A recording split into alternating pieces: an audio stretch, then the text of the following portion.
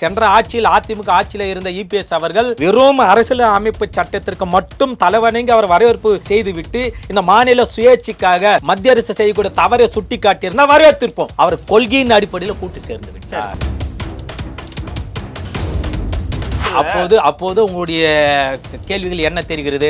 ஆளுநர் அடிக்க வேண்டும், இதை வைத்து சட்டம் ஒழுங்கு இல்லை என்று சொல்லி ஆட்சியை கலைக்க வேண்டும்.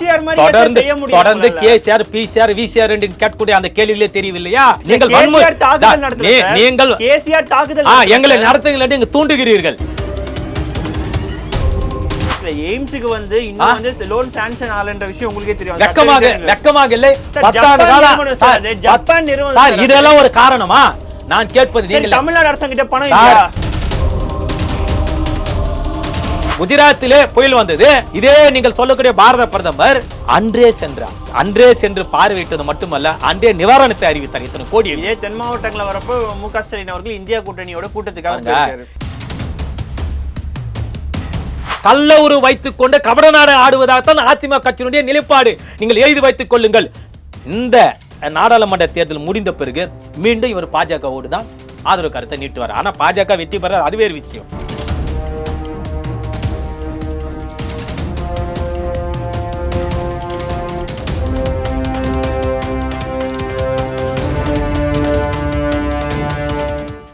ரியல் ஒன் வாய்ஸ் நேயர்களுக்கு வணக்கம். நான் உங்கள் விஷால் பொலிவர். இன்றைய நேர்காணலில் நம்மோடு இணைந்திருக்கும் சிறப்பு விருந்தினர் தேசிய முன்னேற்ற கழகத்தின் தலைவரும் திமுகவின் ஆதரவாளருமான மரியாதைக்குரிய ஜி சிவா அவர்கள். வணக்கம் சார். வணக்கம் சார். நலமா இருக்கீங்களா? நல்லா இருக்கு. நீங்க நல்லா இருக்கீங்களா? நலமா இருக்கேன் சார். திமுக வந்து பாஜக எதிர்ப்புல வந்து சற்று வந்து ரொம்பவே குறைஞ்சிடுச்சோ அப்படின்னு சொல்லி நம்ம பார்க்க வேண்டியதா இருக்கு. ஏன்னா கடந்த முறை வந்து எதிர்கட்சியா இருந்தப்ப கோபேக் மோடின்றதும் அது இல்லாம கருப்பு பலூன் விடுறது அளவுக்கு போயிருக்கீங்க. ஆனா இன்னைக்கு வந்து மோடி அவர்கள் வரும்போது வெள்ளக்கொடை ஏந்திரதா இருக்கட்டும், இல்லைன்னா வந்து மோடி அவர்கள் வந்து பாரத பிரதமர்னு சொல்றதா இருக்கட்டும், ஆட்சிக்கு வந்ததுக்கு அப்புறம் அந்த இது வந்து குறைஞ்சிடுச்சு. அதுக்கான காரணம் என்ன சார்? நாம அந்த அர்த்தத்தில் பார்க்க கூடாது. தமிழ்நாட்டுடைய முதலமைச்சர் திரு தளபதி அவர்கள் இருக்கின்ற இந்த காரணத்தில் அவர் மத்தியத்தில் இருக்கக்கூடிய இந்திய நாட்டு பிரதமராக இருக்கிறார். ஆக அந்த மாண்பு கருதி, அரசியல் நாகரிகத்தை கருதி அரசியல் அமைப்பு சட்டத்திற்கு தலைவணிக்கு தான் அந்த வரவேற்பு கொடுக்கிறார் ஒழிய கருத்தில் ரீதியாக, கொள்கை ரீதியாக ஒருபோதும் பாஜகவோடு திமுக ஒத்து போகாது. இன்றைய முரசொலி நாள் இதனுடைய முகப்பு பக்கத்திலே பார்த்தாலும் கூட அந்த அளவிற்கு பாரத பிரதமரை விமர்சனம் வைத்திருக்கிறார். இதை மறுக்க முடியுமா? ஆனா சார், கடந்த எடப்பாடி ஆட்சியில இதே புரோட்டோகால் தான் பயன்படுத்துறாங்க. அவர் அடிமைன்னு சொல்றீங்க. இப்ப நீங்க என்ன பண்றீங்க? இல்ல, நீங்க தெளிவான கேள்வி கேட்டிருக்கீங்க. அதாவது சென்ற ஆட்சியில் அதிமுக ஆட்சியில் இருந்த இபிஎஸ் அவர்கள் வெறும் அரசியல் அமைப்பு சட்டத்திற்கு மட்டும் தலைவணங்கி அவர் வரவேற்பு செய்துவிட்டு இந்த மாநில சுயேட்சைக்காக மத்திய அரசு செய்யக்கூடிய தவறை சுட்டி காட்டியிருந்தால் வரவேற்றிருப்போம். அவர் கொள்கையின் அடிப்படையில் கூட்டு சேர்ந்து விட்டார். அவர் கூட்டணி எப்படி சார் விமர்சிப்பாரு? கடந்த முறை நீங்க காங்கிரஸோட இருந்தப்ப நீங்க விமர்சிச்சீங்களா? நாங்கள் காங்கிரஸோடு கூட்டணி வைக்கின்ற போது காங்கிரஸ் கொள்கையும் திமுக கொள்கையும் இந்த மக்கள் நலனை சார்ந்துதான் இருக்கும். ஆனால் பாஜகவோட கருத்திலோ பாஜகவினுடைய கொள்கையோ இந்த மக்கள் நலனை சார்ந்து இருக்கிறதா? நீங்கள் சொல்லுங்கள். அவருடைய கருத்து என்ன? ஜனநாயக சக்தியாக பாஜக குரலாக என்றால் ஒலித்திருக்கிறதா? இந்த இந்திய நாட்டு மக்களுக்காக பாஜகவோ சங்பர சங்கங்களோ RSS போன்ற இயக்கத்தினுடைய கொள்கை புத்தகத்தில் அது போன்ற எழுதி இருக்கிறதா? ஒரு தலைபட்சமாக தான் இருக்கும்.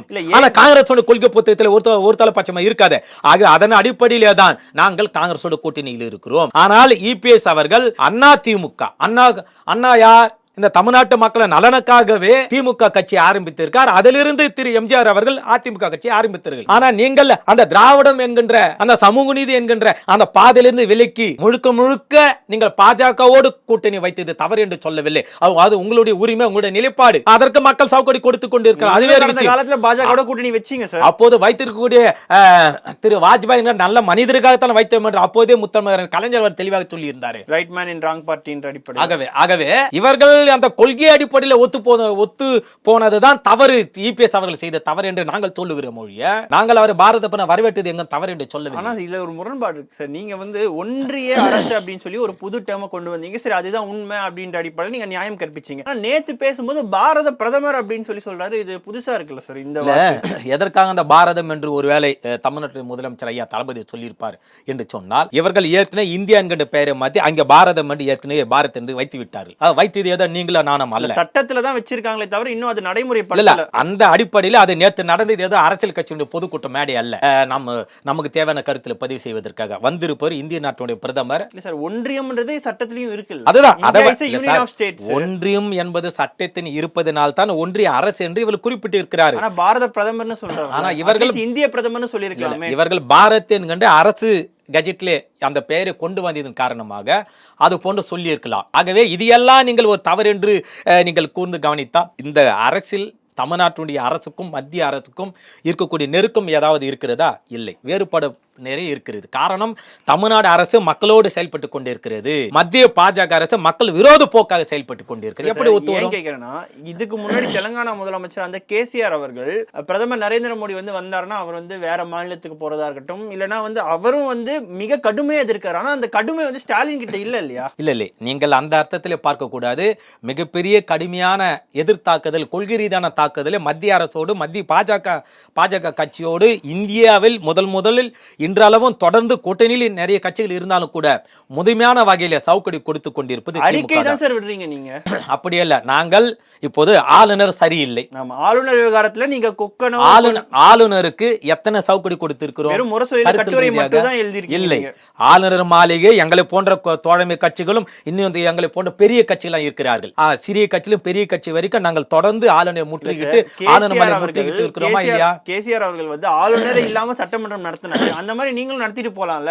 வெறும் ஆளுநர் கிட்ட ஒரு மென்மையான போக்கு தான் நீங்களும் கடைபிடிக்கிறீங்க. சொல்ல முடியாது. ஏற்கனவே ஆளுநர் சட்டமன்றத்திலே அவர் சரியான முறையில வார்த்தையில பயன்படுத்தவில்லை என்று இதே ஆளுநர் வெளிநடப்பு செய்தாரா இல்லையா? வெளிநடப்பு செய்வதற்கான காரணம் யார்? அங்க உள்ளே இருக்கக்கூடிய சட்டமன்ற உறுப்பினர்கள் தான். சமீபத்தில் கூட நீங்க ஆளுநர் அவர்களை சந்திச்சீங்க. ஆளுநர் அவர்களை சந்திச்சும் கூட இன்னமும் தமிழ்நாட்டு அரசாங்கமுடைய மசோதா நிறைவேற்றல. அப்போ நீங்க வெறும் எதிர்ப்பு தான் தெரிவிப்பீங்க, கடுமையா செய்ய மாட்டீங்க. தமிழ்நாட்டில் இருக்கக்கூடிய மதிப்புக்குரிய திரு ஆளுநர் RN ரவி அவர்கள் எத்தனை முறை சந்தித்தாலும் தமிழ்நாட்டினுடைய மக்களுக்கு விரோத போக்கை தான் கடைபிடித்திருப்பார். எத்தனை முறை சந்தித்தாலும் கூட அவர்கள் அந்த மசோதாக்களை நிறைவேற்ற மாட்டார்கள் என்று உங்களுக்கும் தெரியும், எனக்கும் தெரியும். ஆனால் அவர் என்ன சொன்னார்?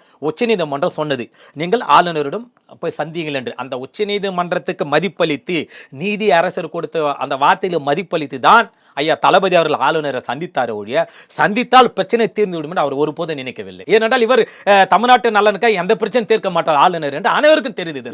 91 உங்களுக்கே தெரியும், ஜெயலலிதா அவர்கள் சன்னாரெட்டி எந்த அளவுக்கு ஓட விட்டாங்கன்னு சொல்லி இன்ன வரைக்கும் வரலாறு இருக்கு. ஆனா அந்த மாதிரி நீங்க எதுவுமே செய்யலையே, ஆளுநரை பணிய வைக்கிறதுக்கான வேலையை செய்யறது இல்லையே, வெறும் அறிக்கை விட்டு. ஆளுநர் அவர்கள் அவருடைய பேச்சு எடுப்படாது, நம்முடைய பொய்யும் பொருட்டும் தமிழ்நாட்டு சட்டமன்றத்தில் இதற்கு பிறகு பேசினால் நன்றாக இருக்காத மக்கள் கூர்ந்து கவனித்துக் கொண்டிருக்கிறார்கள் என்று தாக்கு பிடிக்க முடியாதுதான் அவரான ஓடினார். அவரே ஓடினாருன்றீங்களா? நாங்கள் என்ன கைப்பிடித்து கொண்டு போய் சேர்த்தோமா? வேகமாக அவர் தானே நடை கட்டினார். நாங்களா நடை கட்டி ஒரு விஷயத்தை மட்டும் தான் சார் நீங்க சொல்ல முடியுது, வேற எதுவுமே சொல்ல முடியல ஆளுநருக்கு எதிரான. அப்போது உங்களுடைய கேள்விகள் என்ன தெரிகிறது? ஆளுநர் அடிக்க வேண்டும், இதை வைத்து சட்டம் ஒழுங்கு இல்லை என்று சொல்லி ஆட்சியை கலைக்க வேண்டும். தொடர்ந்து கேசிஆர் பிசிஆர் விசிஆர் என்று கேட்கக்கூடிய அந்த கேள்விகளே தெரியவில்லையா? நீங்கள் எங்களை நடத்துங்கள் என்று தூண்டுகிறீர்கள். அப்படி சொல்லவில்லை சார். அதுதான் இதை வைத்து சட்டம் ஒழுங்கு சரியில்லை, ஆளுநரை அடித்து விட்டார்கள், ஒடுக்கி விட்டார்கள் என்று சொல்லி இந்த ஆட்சி கலைக்க வேண்டும். எவ்வளவு நாசுக்கான கேள்விகளை இல்ல, எவ்வளவு நாசுக்கான கேள்வி எவ்வளவு தெளிவாக எடுத்து வைக்கிறீர்கள். கடந்த முறை அதிமுக ஆட்சியில அவங்களுடைய தொண்டர்களை வச்சு ஆளுநர் மாளிகை முற்றுகையிட்டு போராட்டம் நடத்துறாங்க. அந்த மாதிரி நீங்க ஏன் பண்ணல? குறைந்தபட்சம் கூட்டணி கட்சியை கூட நீங்க கேட்கலையே சார். நாங்கள் எல்லோரும் சென்று பலமுறை ஆளுநர் மாளிகை முற்றுகையிட்டு இருக்கிறோமே. இதெல்லாம் உங்களுக்கு எப்படி தெரியும்? எங்கயோ சைதாபேட்ல ஆரம்பிச்சு அந்த சைதாபேட் கோர்ட் வரைக்கும் அவங்களை நிறுத்திடுவீங்க, அதுக்கு மேல அவங்க போகலையே. அதாவது சார், தொடர் போராட்டம் நடத்தணும். காவல்துறை தனது கடமை செய்கிறது. அரசியல் கட்சிகள் ஆளுநர் தமிழ்நாட்டினுடைய மக்களை விரோத போக்கை கடைபிடிக்கிறார். அரசியல் கட்சி நாங்களெல்லாம் எங்களுடைய வேலைகளை செய்கிறோம், தடுத்து நிறுத்துவது அவருடைய கடமை. அதிலிருந்து நாங்கள் எதிர்த்தாக்கல் நடத்தி அங்கே கொண்டு போய் எதிர்ப்பை காட்டுவது எங்களுடைய கடமை. இதுவெல்லாம் எப்படி இருக்க, அப்போது உங்களுடைய கேள்வியில மடைமாற்று வேலை நிறைய இருக்கிறது. ஒரு சகோதரனாக சொல்லுகிறேன். அப்போது நேற்று வந்த பிரதமர் அவர்கள் பாதிக்கப்பட்ட மக்களை இப்ப சந்திக்கவில்லை. புயல் வெள்ளத்தால் நிதி ₹1 கொடுக்கவில்லை. ஆனா அவரே சொல்லியிருக்காரு சார், 3 மடங்கு நாங்க அதிகமா பணம் கொடுத்திருக்கோம் அப்படின்னு சொல்லி மூடி. ஆனா நீங்க எதுவுமே கொடுக்கலன்னு சொல்றீங்க சார். மத்திய பாஜக சொல்வதெல்லாம் உண்மை என்று நம்பினால் இன்று உங்கள் பாக்கெட்ல 10 லட்சம் இருந்திருக்க வேண்டும், எனது பாக்கெட்ல 10 லட்சம் இருக்க வேண்டும். இல்ல சார், 21,000 கோடிக்கு மேல தமிழ்நாட்டுக்கு திட்டத்தை அறிவிச்சிருக்காரு. வெறும் திட்டம் தான். சாப்பாடு என்று சொல்லிவிட்டால் பசி போய்விடுமா? சாப்பாடு ஆக்கி தட்டில போட்டு சாப்பாடு சொல்ல வேண்டும் சார். அந்த ரோடெல்லாம் யார் சார் பயன்படுத்துவாங்க? தமிழ்நாட்டு மக்கள் பயன்படுத்த மாட்டாங்களா? நான் கேட்பது, ரோடு போட்டிருக்காங்க, விமான நிலையம் கொடுத்திருக்காங்க, இருக்காங்க. இதுக்கு மேல என்ன வேணும்னு சொல்லுங்க. இங்க பாருங்க, வெறும் சாலைகளால் மட்டும் வயிறு நிரம்பாது. அப்ப தமிழ்நாட்டு வளர்ச்சி எப்படி சார் அடையும்? ஒரு சாலைகள் போட்டா தமிழ்நாடு வளர்ச்சி அடைந்து விடுமா? உங்களுடைய வளர்ச்சி 10 ஆண்டுகால பல்லிழித்துக் கொண்டிருக்கிறது. ஏதோ தமிழ்நாட்டு பக்கம் வந்து விட்டு. தமிழ்நாடு வந்து வளர்ந்த மாநிலம் நீங்க சொல்றதுக்கான காரணமே தமிழ்நாடு வளர்ந்த மாநிலம், வளர்ந்து கொண்டிருக்கிற மாநிலம், முதுமையான மாநிலம் என்று முதுமையான மாநிலம் என்று ஏதோ பாஜகவினால் ஆகவில்லை. இங்க இருக்கக்கூடிய ஒவ்வொரு மனிதனுக்கும் சுயமரியாதை இருக்கிறது, சமூக நீதி இருக்கிறது. ஒவ்வொரு மனிதன் சிந்தித்து செயல்படுகிறான் தமிழ்நாட்டை பொறுத்த வரைக்கும். இதை வைத்துதான் நாங்கள் சொல்லுகிறோம் ஒழிய தமிழ்நாட்டை ஆட்சி செய்த அந்த ஆட்சியாளருடைய மனநிலையை வைத்துதான் நாங்கள் சொல்லுகிறோம் முதுமையான மாநிலம் தமிழ்நாடு திகழ்கிறது என்று சொல்லி ஒருபோதும் மத்திய பாஜக உதவிக்காக சொல்லவில்லை. அவர் எந்த உதவியும் இதுவரை செய்யவில்லை. கேட்கிறேன்னா தொடர்ந்து எதுவுமே செய்யலன்னு சொன்ன உடனே திடீர்னு 21,000 கோடி மதிப்பிலான திட்டங்களை கொடுத்தோன்னே உங்களுக்கு எதுவுமே பண்ண முடியல. அரசியலை வந்து உங்களுக்கு செய்ய முடியல சார். வெறும் ஏட்டு அளவில் வைத்துக் கொண்டு ஒரு போத நிவர்த்தி செய்ய முடியாது. இப்போது எத்தனாயிரம் கோடி என்று சொன்னார்கள்? 21,000 கோடி. இருங்க சார், எய்ம்ஸ் சொல்லுகிறேன். இல்ல, எய்ம்ஸ்க்கு வந்து இன்னும் வந்து லோன் சாங்ஷன் ஆலன்ற விஷயம் உங்களுக்கே தெரியும். வெக்கமாக இல்லை. 10 ஆண்டு காலம் ஜப்பான் நிறுவனம் இதெல்லாம் ஒரு காரணமா? நான் கேட்பது, நீங்கள் தமிழ்நாடு அரசாங்கிட்ட பணம் இல்லையா? தமிழ்நாடு அரசாங்கிட்ட பணம் இல்லையா? அவங்க ஒரு எய்ம்ஸ் ஓபன் பண்ணலாமே. அப்போது நீங்கள் எதற்கு நாங்கள் மத்திய அரசு வந்து இங்க தூக்கி வைத்த மாதிரி எதற்காக வீண் விளம்பரத்தை கொடுக்கிறீர்கள்? எத்தனை வருடம் உங்கள் ஆட்சியே முடிய போகிறது? ஆட்சியை தூக்கி உங்களை வீசி எறி போகிறார்கள். இந்திய நாட்டு மக்கள் உங்களை தூக்கி எறிய போகிறார் 2024. இன்னும் எத்தனை ஆண்டுகள்? இல்ல சார், இந்த வெள்ளத்தை வந்து ஒரு நல்ல அரசியல் படுத்தணும் அப்படின்னு சொல்லி நீங்க நினைச்சீங்க. பாஜக அரசாங்கத்தை எதிர்த்து தெரிவிக்கலாம். இப்ப பாஜக அரசாங்கம் வந்து இவ்வளவு கோடி திட்டம் கொடுத்ததுக்கு அப்புறம் உங்களால பேச முடியல. இந்தியா முழுக்க பல லட்சம் ஆயிரம் கோடிகளை இவர்கள் சொல்லி இருக்கிறார்கள். ஒரு மண்ணாங்கட்டி நிவர்த்தி செய்யவில்லை. ஆக இதையெல்லாம் இந்த பசிறுக்கட்டு தகுதித்த வேலையும் தமிழ்நாட்டு மக்கள் நம்ப மாட்டாரு. நீங்கள் நிதி கொடுத்தீர்களா பாதிக்கப்பட்ட மக்களுக்கு? மிக்ஜாம் புயலுக்கு இல்லை. நீங்கள் ஏற்கனவே அந்த என்டிஎஃப் ஃபண்ட் என்கின்ற அந்த பணத்திலிருந்து கொஞ்சம் கொடுத்து விட்டு ஏதோ கணக்கு காட்டினீங்க. இருங்க சார், ஏதோ மிக்ஜாம் புயலுக்காக பணம் கொடுத்தது போன்ற மாயத்தோட்டத்தை கொண்டு வருவது மிகப்பெரிய தவறு. தேசிய பேரிடராக நாங்கள் அறிவிக்க முடியாது என்று பழக்கம் இல்ல சார். மத்திய நிதி அமைச்சர் ஒரு கட்டுக்கதையில சொன்னார். ஏற்கனவே 2-3 முறை அறிவித்து இருக்கிறார்கள். அதை தமிழ்நாட்டிற்குரிய திமுக ஐடிவிகளை தெளிவாக ஆதாரத்தோடு பதிவிட்டிருக்கிறார்கள். ஆகவே இன்னும் சொல்லிக்கொண்டே போகலாம். நான் கேட்கிறேன், குஜராத்திலே புயல் வந்தது.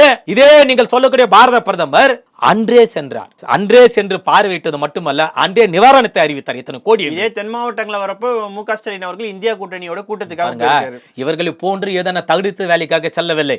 அத்தனை அமைச்சரும் முடுக்கி விட்டு தான் அங்கே சென்றார். அது மட்டும் இல்ல, அன்றே பிரதமரை சந்தித்தார். ஏதோ வெறும் இந்தியா கூட்டணிக்காக மட்டும் செல்லவில்லை, பிரதமரே அன்றே சந்தித்திருக்கிறார். இந்த கோரிக்கைகளை வைத்திருக்கிறார். ஆகவே ஏதோ 19 குற்றச்சாட்டை வைத்து விட வேண்டாம் சகோதரர். இப்போ நீங்க பாஜக எதிர்ப்புல உறுதியா இருக்கேன்னு சொல்றீங்க. ஆனா இன்னைக்கு வந்து உதயநிதி அவர்கள் வந்து பிரதமரை சந்திக்கிறாரு அந்த தமிழ்நாட்டு அந்த கேலோ இந்தியாவுடைய விளையாட்டுக்காகன்ட்டு. இது அவர் பேச வேண்டிய அவசியம் இருக்கா? அவர் விளையாட்டுத்துறை அமைச்சராக மாண்புமிகு திரு உதயநிதி ஸ்டாலின் அவர்கள் இருக்கிறார். ஆக சிறப்பு அழைப்பாளர் உங்களையும் அழைக்கலாம், என்னையும் அழைக்கலாம், அவர் யார் வேண்டாலும் அழைக்கலாம். அதாவது பிரதமர் தான் அழைக்கணுமா அப்படின்ற ஒரு கேள்வி இருக்குல்ல. பிரதமரை சந்திச்சு அது அவரு தான் வந்து துவக்கி வைக்கணுமா? சார், இந்திய நாட்டு பிரதமர் எல்லாம் ஜனாதிபதி கூட அழைக்கலாம், அது அவருடைய விருப்பம். ஏற்கனவே ஜனாதிபதி மருத்துவமனை திருப்பிழாக்கு கிண்டியில அழைத்தார்கள். உண்மையா இல்லையா சார்? ஒரு பக்கம் வந்து பிரதமர் எதுவுமே செய்யலன்னு விமர்சனம் வச்சுட்டு அவரையே வந்து சிறப்பு அழைப்பாளர் எடுத்தது தமிழ்நாட்டு மக்கள் எப்படி சார் பார்ப்பாங்க? இல்ல, தமிழ்நாட்டு மக்களுக்கு அவருடைய தகுதித்த வேலை தெரியட்டும் என்று கூட வரவேற்றிருக்கலாம். அதாவது கிராமத்திலே ஒரு விழாக்காலையில நீங்க பார்க்கலாம், மாலையிட்டு மரியாதை செய்து என்ன செய்கிறார்கள். சரி, அது போன்று ஒவ்வொரு முறையும் பிரதமரை அழைத்து வந்து பிரதமர் முன்பாக கோரிக்கை மக்கள் மத்தியில் வைக்கலாம். அப்போ அவர் என்ன சொல்லுகிறார் என்று மக்களுக்கு தெரியட்டும். இந்த முறையே வந்து பதிலடி கொடுத்துட்டாரு, 3 மடங்கு பணம் அதிகமா கொடுத்துட்டோம் அப்படின்னு சொல்லிட்டு. அதுவே பொய்யும் பொருட்டுதான். நான் கேட்பது, குஜராத்தில் புயல் மழை வெள்ளம் வருகிறது, அன்றே பிரதமர் செல்கிறார், அன்றே நிவாரணத்தை அறிவிக்கிறார். 1 மாத காலம் ஆகியும் ஏன் பிரதமர் இதே நேற்று வந்தார் அல்லவா? எதற்காக பாதிக்கப்பட்ட மக்களை தென் மாவட்டங்களாகட்டும் அல்லது சென்னையிலே கூட ஆகட்டும், ஏன் அந்த மக்களை நீங்கள் சந்திக்கவில்லை? நிவாரணம் விட்டு விடுங்கள், நீங்கள் நிவாரணம் கொடுக்க போவதில்லை, அனைவருக்கு தெரிந்த விஷயம் தான். நாங்கள் கேட்பது ஏற்கனவே அந்த என்டிஎஃப் ஃபண்டில் இருந்தால் கேட்கிறோம் ஒழிய நீங்கள் புதிதாக நிவாரணத்தை கொடுக்க முடியாது என்று நீங்கள் அறிவித்து விட்டீர்கள். கொடுக்க நீங்கள் மாற்ற மனது இல்லை, அதில் கூட ஏன் கொடுக்க மறுக்கிறீர்கள் தான் எங்களுடைய கேள்வி. ஆக ஏன் இந்த பாதிக்கப்பட்ட குறைஞ்சபட்ச மக்களிடம் கூட நீங்கள் ஏன் பார்க்கவில்லை? இதற்கு மட்டும் நிவாரணே தூக்கி குப்பையில் போட்டு விடலாம். பாதிக்கப்பட்ட மக்களை தென் மாவட்டம் தூத்துக்குடி திருநெல்வேலி சென்று பார்த்தீர்களா? குறைஞ்சபட்ச சென்னையிலாவது நீங்க பார்த்தீர்களா? ஆனா கடந்த முறை வந்தார்ல, 2015 வந்தார்ல பிரதமர். அதுதான் 2015 இருக்க வந்த பிரதமர் அவர்கள் ஏன் 2023 வரவில்லை என்று சொன்னால் சென்ற வருடம் ஏன் வரவில்லை என்று சொன்னால் இதுதான் ஓர வஞ்சனை. அப்போது இருந்த ஆட்சியாளர் யாரோடு கூட்டணியில் இருந்தார்கள், மறைமுகமாக நேரடியாக கூட்டணியில் இருந்தார்கள். இப்போது தமிழ்நாட்டில் இருக்கக்கூடிய திமுக தமிழ்நாடு அரசு பாஜக கூட்டணி இல்லை என்பதற்காக தான் இந்த ஓர வஞ்சனை தெளிவாக தெரிகிறதா? 15 வந்தவர்கள் 23 வரவில்லை. இப்போ இந்த தமிழ்நாட்டில் வந்து இப்போ மு.க. ஸ்டாலினோட கூட்டணியை பார்க்கும்போது ஒரு வலுவா இருக்கதான் நினைக்கிறீங்களா? ஏன்னா கூட்டணி கட்சிகள் வந்து எந்த விமர்சனமும் வைக்கிறது இல்லை. அப்போ அந்த அளவுக்கு ஆட்சி சிறப்பா நடக்குதான்ற ஒரு கேள்வி இருக்கு. இன்னொரு கேள்வி என்னன்னா, கூட்டணி கட்சிகள் கூட வந்து வாய் திறக்காத அளவுக்கு வந்து ஒரு ஜனநாயகத்தன்மை இல்லையா ஸ்டாலின் அவர்கள்? இல்லையே. அதாவது இந்த புரிதலை எப்படி நாம் பார்க்க வேண்டும் என்று சொன்னால், சொல்ல வேண்டும் என்று சொன்னால், இந்த உங்களுடைய கேள்வியை நான் பார்க்கல, இது எதிர்க்கட்சியுடைய கேள்வியாக பார்க்கிறேன். அதாவது திமுக கூட்டணியில் இருப்பவர்கள் எந்த கட்சியாக இருந்தாலும் கூட திமுக கொண்டு வரக்கூடிய திட்டங்கள், அதாவது தமிழ்நாடு அரசு கொண்டு வர திட்டங்கள், அது ஒரு சில திட்டங்கள் வேண்டாம் என்று சொன்னால் தலைவணங்கி தமிழ்நாடு அரசு மதிப்பளித்து அந்த திட்டத்தை வேண்டாம் என்று கெடுப்பில் போட்டு இருக்கிறது. மறுக்க முடியுமா? இந்த 12 மணி நேரம் வேலையில் கூட கம்யூனிஸ்ட் கட்சிகள் மற்ற இதர பொதுமக்களும் கோரிக்கை வைத்தால் தலைவணங்குது. சட்டம் போட்டு கூண்டா சட்டத்தை எடுக்கிறது சொல்றீங்க. நீங்க தலைவணங்கி கூட்டணி கட்சிகளுக்கு வாய் பேசாத வண்ணம் திமுக முட்டுக்கட்டு போடுகிறதா என்று சொன்னீர்கள். எடுத்துக்காட்டு தலைவணங்குகிறது என்று ஒரு ஒப்பீட்டை சொல்லிவிட்டேன். ஆகவே இந்தியா முழுக்க இந்தியா கூட்டணி மிகப்பெரிய வலிமையான கூட்டணியாக இருக்கிறது. அதில் தமிழ்நாடு என்பது சொல்லவே வேண்டாம். எஃகு கோட்டையாக தமிழ்நாட்டில் இருக்கக்கூடிய திமுக கூட்டணியில் இருக்கக்கூடிய கட்சி, எங்களை போன்ற வளர்ந்த ஒரு கட்சிகள், இன்னும் சொல்லிக்கொண்டு பெரிய கட்சியெல்லாம் எஃகு கோட்டையாக நாங்கள் ஒருமித்த கருத்தோடு பயணித்துக் கொண்டிருக்கிறோம். ஆக எதிரணியில் இருப்பவர்கள் தான் கூட்டணிக்கு ஆள் இல்லை. எதிரணியில் இருப்பவர்களுக்கு கூட்டணியில் ஆள் இல்லை. இது நான் ஏதோ தமிழ்நாட்டில் இருக்கக்கூடிய அதிமுக மட்டும் சொல்லவில்லை, இந்தியாவில் இருக்கக்கூடிய பாஜக கூட்டணிக்கு ஆள் இல்லை. ஆனா இன்னொரு கேள்வி இருக்கு சார். இப்போ இவ்வளவு நாளா வந்து அதிமுக வந்து பாஜகவோட கூட்டணி வச்சிருக்குன்னே நீங்க வந்து ஓட்டிட்டு இருந்தீங்க. இப்போ வந்து அதிமுக வந்து கூட்டணி வெளில வந்துட்டாங்க. அப்படி இருக்கும்போது உங்க கூட்டணி கட்சிக்கு இன்னொரு ஆப்ஷன் இருக்கு இல்லையா? அதாவது பாஜகவோட அதிமுக கூட்டணி இல்லைன்னு சொல்கிறது ஒரு மாய வார்த்தை. அதாவது இவர் ஏற்கனவே டெல்லியில் சென்று பிரதமர் அமித்ஷா அவர்களை சந்திக்கிறார். யார்? இபிஎஸ் அவர்கள். ஒரு ஒப்பந்தம், வாய் வழி ஒப்பந்தம். என்ன வேண்டி சொன்னால், இதுதான் உங்களை போன்ற மூத்த பத்திரிகையாளர் சொல்லுகிறார்கள். நான் ஏதோ விவரம் தெரியாமல் பேசுவார் நீங்க நினைக்க வேண்டாம். ஆகவே என்ன சொல்லுகிறார், நீங்கள் எங்களோட கூட்டணியில் இருந்தால் உங்களால் நானும் கெடுகிறேன், என்னால் நீங்களும் கெடுகிறீர்கள். இஸ்லாமிய வாக்கள், கிறிஸ்துவ மக்களுடைய வாக்கள் ஒருபோது இங்கே விழ மாட்டேங்கிறது. ஆகவே நாங்கள் தனித்து எங்கள் கூட்டணி அமைத்துக் கொள்கிறோம். வெற்றி பெற்ற பிறகு அதான் இபிஎஸ் மறுத்திருக்காருல்ல சார். அப்படித்தான் மறுப்பார். சரி, அப்படித்தான் மறுப்பார். சரி, பாஜகவுக்கும் மறைமுக கூட்டணி இருக்க கூடாது. நான் கேட்பது, அப்படி மறுப்பது உண்மை என்று சொன்னால் இபிஎஸ் அவர்கள் மத்திய பாஜகவை எதிர்ப்பது உண்மை என்று சொன்னால் இப்போது இந்த நொடிய நாடாளுமன்ற தாக்குதல்ல வந்து அவர் வந்து கண்டிச்சிருக்காரு சார். நாடாளுமன்ற தாக்குதல் கண்துடிப்புக்கு கண்டனம் தெரிவிப்பதும் கண்துடிப்புக்கு அறிக்கை விடுவதும் எங்களுக்கும் பல அரசியல் தலைவர் நாங்களும் பார்த்து கொண்டுதான் இருக்கிறோம். நான் கேட்பது, நீங்கள் மத்திய அரசு இந்த 10 ஆண்டு காலத்திலே செய்த தவறை நீங்கள் உங்களுடைய பாஜக தலைமை அலுவலகத்தின் மூலமாக, நீங்கள் தான் அதிமுக கட்சியுடைய பொதுச் செயலாளர் திரு இபிஎஸ் அவர்கள், ஒரு அறிக்கை தள்ளத்தில் 10 ஆண்டு கால ஆட்சி நடந்த அவல நிலையை அறிக்கை விடுங்கள். குறைஞ்சபட்சம் மணிப்பூர் கலவரங்களுக்கு மத்திய அரசு பொறுப்பேற்று பதவி விலகாத ஒரு அறிக்கை விடுவாரா? அது கடந்த காலத்தில் நடந்த விஷயம். இதுக்கு மேல கடந்த காலமா? பாஜக ஆட்சி காலத்தில் நடந்தது சார். அது தெரியும். கடந்த காலம் 1947 நடந்த போல சொல்றீங்க சார். கூட்டணியில் இருந்தாங்க, இவங்க கூட்டணிட்டு வெளியில வந்துட்டாங்க. இதற்கு மேல சரி, கூட்டணிட்டு வெளியில வந்து நாங்கள் புனிதர் நல்லவர் வல்லவர் என்று சொல்லக்கூடிய இபிஎஸ் தவிர ஏன் அந்த கட்சி விமர்சனம் செய்ய மாட்ட மறுக்கிறார்? சொல்ல முடியுமா? நிச்சயம் தேவைன்றீங்களா? நீங்க கண்டிப்பா விமர்சிச்சே ஆகணும். பாஜகவோடு எங்களுக்கு கூட்டணி இல்லன்னு சொல்லிட்டாங்களே சார். இதுக்கு மேல அவங்க வந்து ப்ரூஃப் அது எப்படி கூட்டணி இல்ல என்று சொன்னா அவர் செய்யக்கூடிய தவறை சுட்டி காட்ட மாட்டீங்க. நல்லா தெரியுது சார். அதிமுக வந்து இவ்வளவு நேரம் வந்து பாஜகவை வெச்சிக்கிறது ஒரு மிகப்பெரிய சுமையா இருந்தது. இன்னைக்கு அவங்க கூட்டணிட்டு வெளில வந்தனால உங்களுக்கு மிகப்பெரிய பதட்டம் இருக்குன்றது ஒரு பதட்டம் இல்ல சார். பதட்டமே இபிஎஸ் அவர்களுக்கும் அண்ணாமலை அவர்களும் தமிழ்நாட்டில் எதுக்கு சார் ஆர்எஸ் பாரதி வந்து அந்த அளவுக்கு வந்து அறிக்கை விடுறாரு? கள்ள உறவு இப்படியே சொல்லிட்டு உண்மையே சார். அவர் உண்மையே சொல்றார். மதிப்புக்குரிய திரு ஆர்எஸ் பாரதி உண்மையை சொல்லுகிறார். அதுதான் நான் சொல்லுகிறேன். கள்ள உறவு வைத்துக் கொண்டு கபட நாடு ஆடுவதாகத்தான் அதிமுக கட்சியினுடைய நிலைப்பாடு. நீங்கள் எழுதி வைத்துக் கொள்ளுங்கள். இந்த நாடாளுமன்ற தேர்தல் முடிந்த பிறகு மீண்டும் இவர் பாஜகவோடு தான் ஆதரவு கருத்தை நீட்டுவார். ஆனால் பாஜக வெற்றி பெற அது வேறு விஷயம். ஒரு நிலைப்பாடுக்கு சொல்லுகிறேன், ஒரு கருத்துக்காக சொல்லுகிறேன். ஆகவே இவர்கள் நேர்மையாக முறையிலே பாஜகவை எதிர்ப்பது உண்மை என்று சொன்னால் இந்த 10 ஆண்டு காலம் நடந்த அவல நிலை சூழ்நிலைகளை இவர் பட்டியலிட்டு பேசட்டும். இதுதான ஒரு ஜனநாயக மாண்பு. தமிழ்நாட்டுக்கு 10 ஆண்டு காலத்தில் பாஜக எத்தனை துரோகங்களை செய்திருக்கிறது பேசட்டும். இதே தமிழ்நாட்டில் இருக்கக்கூடிய கோமாளி அண்ணாமலை செய்த தவறுகளை பட்டியலிட்டு பேசட்டும். எத்தனை அந்த பாலியல் வன்புணர்வு வழக்குகளிலே பாஜக நிர்வாகிகள் சம்பந்தப்பட்டிருக்கிறார், அதை பத்தி பேசுவாரா? இது தெரிகிறதா பாஜக அதிமுக கள்ள உறவில் தான் இருக்கிறார்கள் என்று? ஆகிய இதை தெரிந்து கொள்ளாத, இதை புரிந்து கொள்ளாத ஒரு சில இஸ்லாமிய தொப்புளுக்குடி உறவுகள் அங்கே கூட்டணிக்கு நம்பி செல்கிறார்கள். அவர்களுக்கு ஏமாற்றம் தான் மிஞ்சும் என்பதுதான் எங்களுடைய போனுடைய கருத்து. நிச்சயமா சார், தொடர்ந்து பேசுவோம். பல்வேறு கேள்விகளுக்கு பதில் தந்தமைக்கு மிக்க நன்றி சார். நன்றி சார்.